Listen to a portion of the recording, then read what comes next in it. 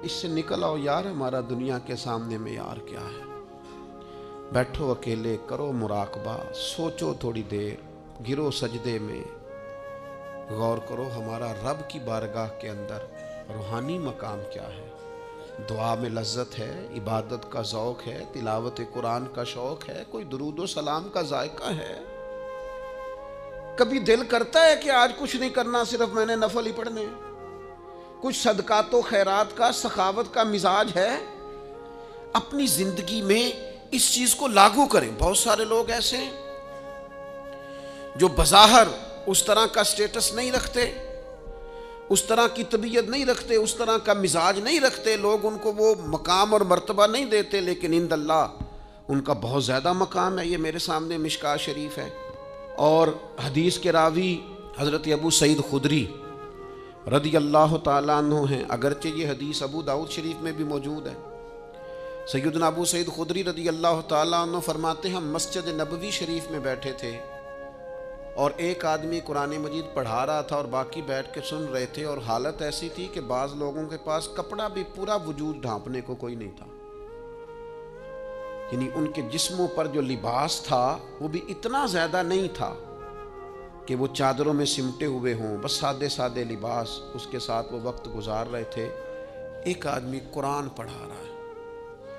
میں قرآن پڑھانے والے لوگوں سے کہا کرتا ہوں، کوئی بڑی گاڑی سے اترے نا کبھی تو پریشان نہ ہو جایا کرو۔ تم کسی کو دیکھو نا کہ وہ جناب بڑا جدید ترین لباس پہن کے تمہارے پاس سے گزرا ہے تو پریشان نہ ہوا کرو، تم بڑے خوش قسمت ہو جن کے سینوں میں اللہ نے قرآن مجید رکھا ہوا ہے۔ ایسے مروب نہ ہوا کرو، روب میں نہ آیا کرو۔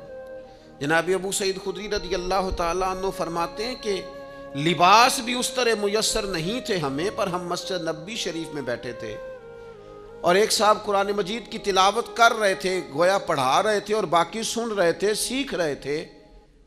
اچانک ہماری نظر اٹھی تو مدینے والے محبوب بھی تشریف فرما ہوا، حضور کو سامنے پایا تو بس کیفیت ہی بدل گئی۔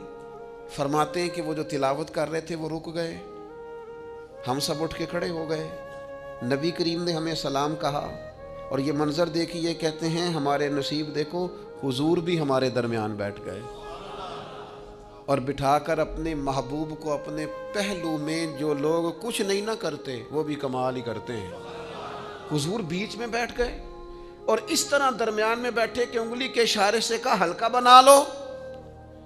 کہتے ہم نے ہلکا بنا لیا، اور پھر حضور نے آتے ہی پوچھا کیا کر رہے تھے، حالانکہ دیکھ بھی لیا ہے، کیا کر رہے تھے؟ تو ہم نے عرض کی یا رسول اللہ صلی اللہ تعالیٰ علیہ وسلم، یہ ہمیں قرآن مجید پڑھا رہے تھے، سکھا رہے تھے، سنا رہے تھے، ہم سن رہے تھے۔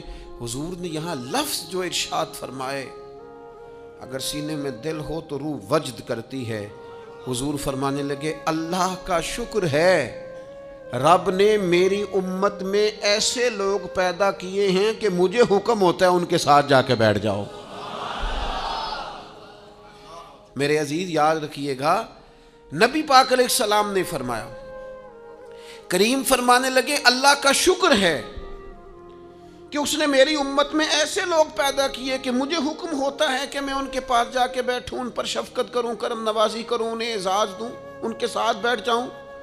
اور پھر حضور فرمانے لگے، اے گروہ مہاجرین اور انصار، اے فقیر لوگو، تمہیں خوشخبری ہو، اللہ قیامت کے دن تمہیں پورا نور عطا فرمائے گا، اور فرمایا تم امیر لوگوں سے آدھا دن پہلے جنت میں چلے جاؤ گے، اور فرمایا وہ آدھا دن 500 سال کا ہوگا، آدھا دن پہلے جنت۔ حالانکہ یہ لوگ وہ تھے جن کے وجود پر لباس پورا نہیں، لیکن جو عند اللہ مقام ہے، جو اللہ کی بارگاہ میں درجہ ہے، جو ان کے روحانی مقامات ہیں، جو اللہ کے حضور اور نبی پاک کی بارگاہ میں انہیں قرب خاص حاصل ہے، وہ اتنا اعلیٰ اور بلند ہے کہ نبی کریم ان کے درمیان آ کے بیٹھ جاتے ہیں۔